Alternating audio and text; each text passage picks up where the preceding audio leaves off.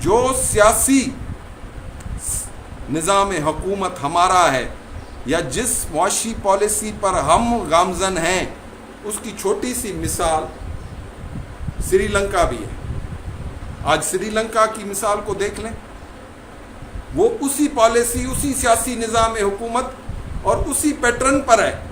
کیوں کہ وہ بھی بر صغیر کا حصہ تھا، ہم بھی بر صغیر کا حصہ تھے۔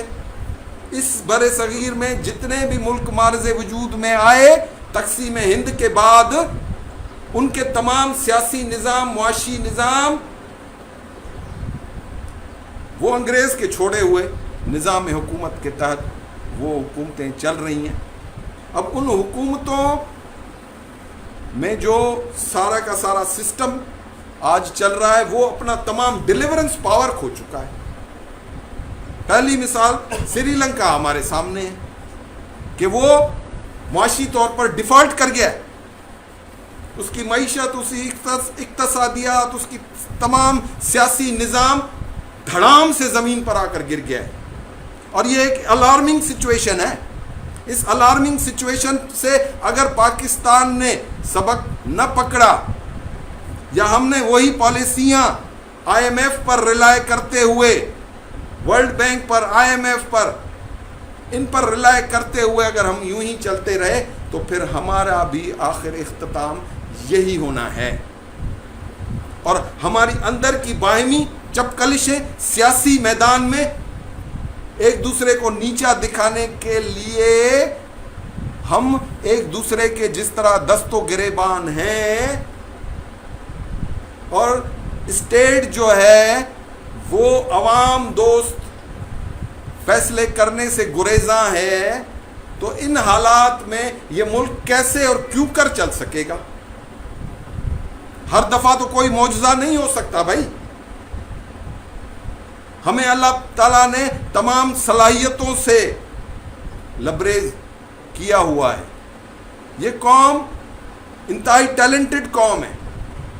یہ قوم فکری نظریاتی طور پر بھی مضبوط ہے، لیکن اس کے قبلے اور کعبے کا رخ پھیر دیا گیا ہے۔ اس کو ذات برادریوں میں توڑ دیا گیا ہے، مذہبی تفرقے بازی میں اس کو توڑ دیا گیا، اور یہ تمام سارا جو ہے وہ اس ڈیوائیڈ اینڈ رول کی پالیسی کے تحت ہے کہ ان کو جتنا تقسیم کیا جا سکتا ہے کیا جائے، تاکہ اس سرمایہ دارانہ، اس جاگیردارانہ نظام حکومت کو تقویت آئے۔ ہمارا سب سے بڑا مسئلہ اس وقت نہ معاشی ہے نہ سیاسی ہے۔ ہمارا سب سے بڑا جو مسئلہ ہے وہ یہ ہے کہ ہم کرپشن کی بے پناہ پکڑ میں ہیں۔ ہم کرپٹ ہو چکے ہیں، ذہنی طور پر، قلبی، ذہنی، فکری، نظریاتی طور پر کرپٹ ہو چکے ہیں۔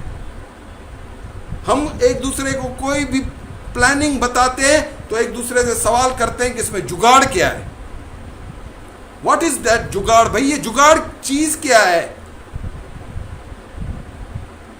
ہماری ذہنیت کو اتنا کرپٹ کیوں کر دیا گیا ہے کہ ہم ہر چیز کو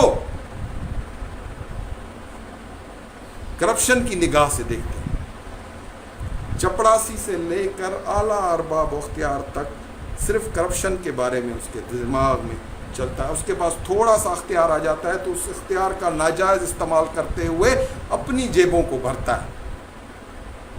اس کو ملک اور قوم کی کوئی پرواہ نہیں، اس کو عوام کی کوئی پرواہ نہیں۔